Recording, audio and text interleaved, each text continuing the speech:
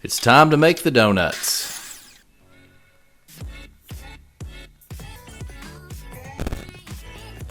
It's time to make the donuts just seemed right for that intro. If you know what that's from, throw it down in the comments. I'm betting most of you will not.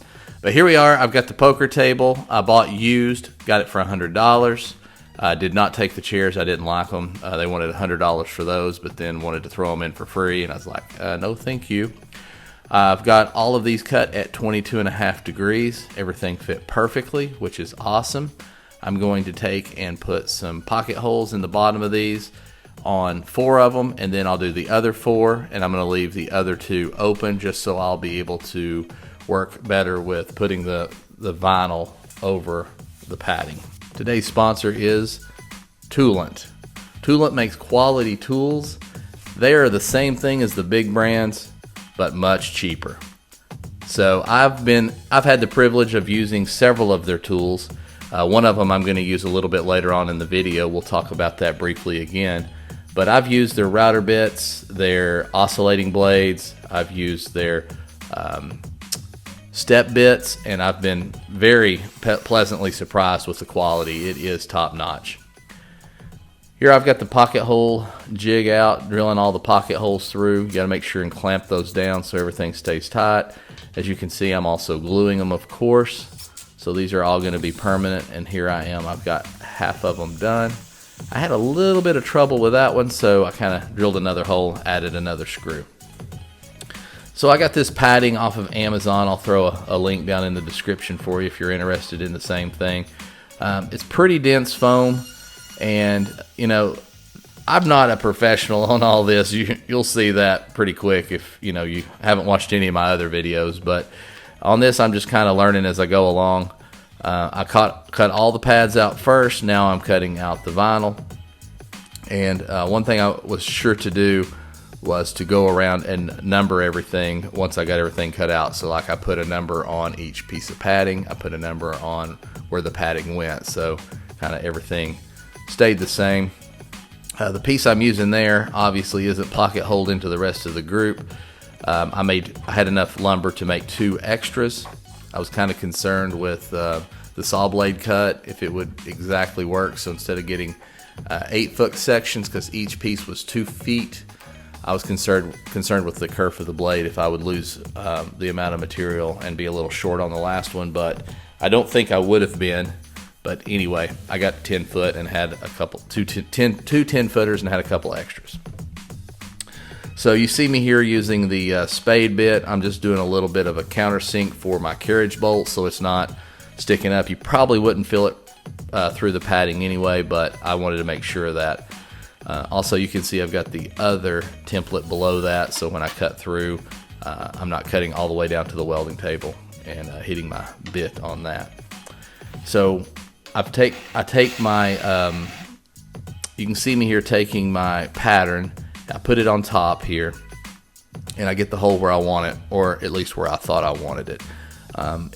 It's a little bit too far down, and it's cutting through this rope design that you see along the edge here. So what I'm doing is I'm going to move it up about 1/4 of an inch. It's about all I can do and not get into the leather that's in the middle of the table. So it's just kind of tight right there. That's probably why they had such a narrow or shallow, should I say, cup holder. But I didn't care for the shallow cup holders. It just seemed like a place to put the cup that's going to get tipped over. So now we're going to have some nice stainless steel deep ones in there, and that's really going to take care of the cups like we typically use today, something from a convenience store, if you will. So what I do is I take a second on each of the patterns to line it up right and screw it down with 2 screws, and then I don't have to worry about it moving. And also my octagon that's in 2 pieces, I also have it screwed down to the table so it doesn't move. I got it exactly where I wanted it and got to it. One thing to note here, I'm using Ryobi tools, and that's not an industrial or commercial tool by any stretch of the imagination. While I think for a DIYer, it's almost overkill. It's a really nice tool, but any tool you're using when you're doing holes like that, big pocket holes, you're really using up some resources there. So I overheated the drill just a little bit once, and I'll caution you if you're doing something along these lines, kind of take your time and let the drill kind of cool off and not get, overheated. So what's happened, I've drilled all these out, and the hole saw will not cut all the way down and through with this 3/4 inch 1x6 on top. So now I'm going back and I've pulled the 1x6 out. I've pulled the 3/4 inch plywood that was below on the original table, or actually I think that might have been actual wood. So now that I've got all that removed and I've got the hole drilled down, which now that I think about it, I really didn't have to do that. Now I can remove the rest, or I think I can remove the rest. I still couldn't get it down far enough, and I was running into nails and stuff. So it's time for the oscillating blade. This is a carbide tipped, titanium coated oscillating blade that, like I said, we're using from Toolant. They are a sponsor of this week's video, so thank them for that. I appreciate it. Drop some links down in the description if you want to support me and the channel and you're interested in getting one of these blades. You're looking to get something that's high quality for cheap. Jump on in there and get to that. Nature of the beast on oscillating blades, if you've never used one, they do tend to smoke like that. You're shoving a blade into something that really doesn't have an exit spot for the sawdust. So, it's good if you can kind of push in there and kind of pull out, let the sawdust move around and get out of the way, or it will get hot and smoke. And speaking of smoke, I tried this method here, thought that might be a really good way to cut the cup holders out of the foam. I do not recommend this. I actually recommend do not do this. That was very toxic, rough stuff, and you just couldn't help but breathe some of it. So, and it really just didn't work that well. Here I am. You can see how that vinyl looks not too hot, right? So I kind of realized partway through that this is not enough vinyl. So I jumped on Amazon, ordered some more vinyl. Kind of decided now that I had it there that I wanted to go with black because I'm going to paint the table black. Unfortunately, we've edited out the part where I show how easy it is to put that up on the little table by tailgating and then watching it fall off. Anyway, here I am priming this up real good. I want to make sure that we're going to get some good adhesion with the new paint. Here's the black going on. I've got some towels and stuff over the top of the leather to protect the poker table. There's the base all knocked out, looking sweet, at least in my opinion. So, as you remember, we're going to cover most of that up with this padding part. So I just wanted to make sure I kind of got it over the edge and everything. So I had that kind of screwed together all as one piece, just temporarily. Got it back apart. And here goes the vinyl. So if you already know what you're doing on the vinyl, this would be a good spot to skip ahead because I'm going to teach you nothing. If you don't know anything about it, I still may teach you nothing, but you can check it out if you like. So I've got it started, and kind of the best way I figured to do it is to hold it above the top and staple on the bottom. That is what really worked best. Here I am almost forgetting the carriage bolts. Luckily I remembered them because those have to be dropped in before the vinyl is completely stapled, around, or you can't get them in there. So here I am starting to put those in there, which those kind of will get in the way, but again, that's how it's got to happen. So dropping those in, getting my staples in, and while this was tedious and time consuming, this was the better method. When you're cutting those holes, I got a couple of tips for you.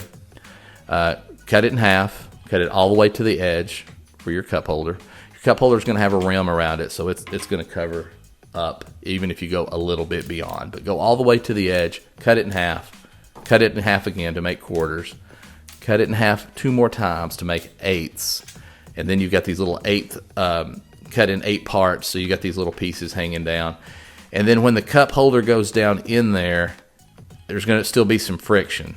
So what I figured out is spray a minimal amount of WD-40 right where it first starts going down. See how you don't want to push in there? I'm having to struggle with it, and it's wrinkling up the vinyl and everything. That's not what you want. So here in just a second, I figure out, oh hey, let's throw some WD-40 on this, and it'll slide in, but it'll still stay in. It's not like it's super loose now because we put WD-40 on it. That kind of actually can be a problem with WD-40. Hey, if you're enjoying this video, why don't you just take a second to subscribe? I noticed like 98.3 people who watch my videos are not subscribers. So, if we could get that all the way down to like 97% of the people not watching don't subscribe, that would be awesome. But anyway, either way, I appreciate you watching. So here I am getting the bright idea of going, man, that other way was way too much trouble.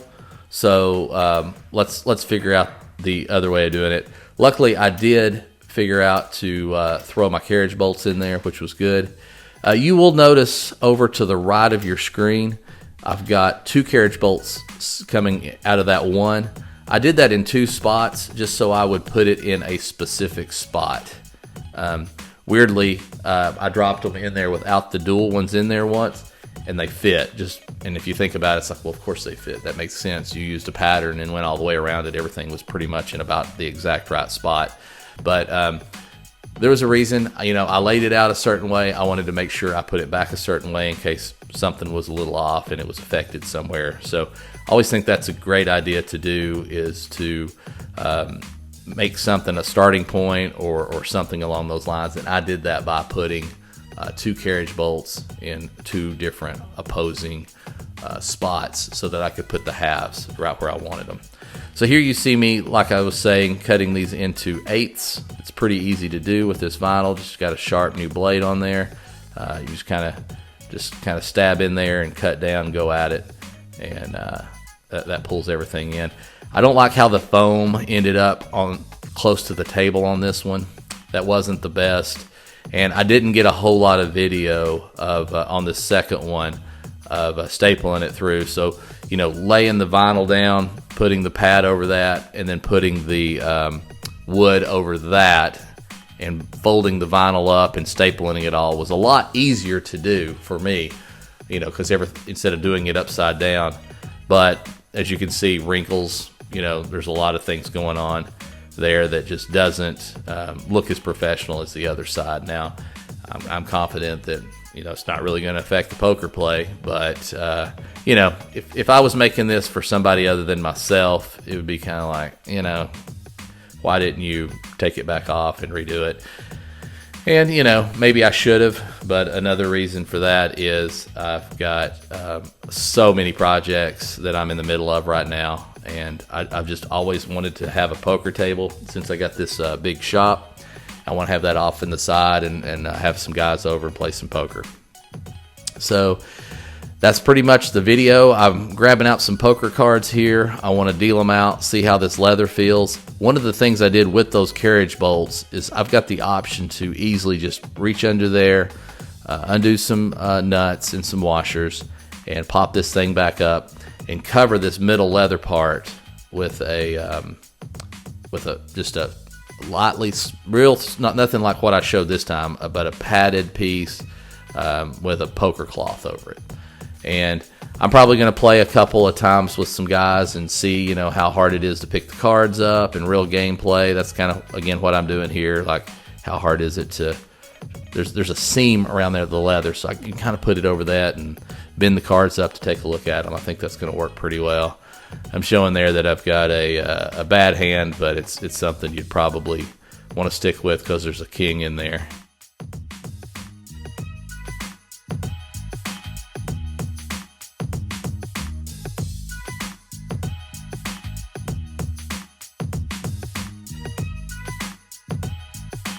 Anyway, that pretty much wraps up the video. Thanks for watching. Thanks for sticking around to the end. And be sure you're a subscriber. We'll catch you on the next one.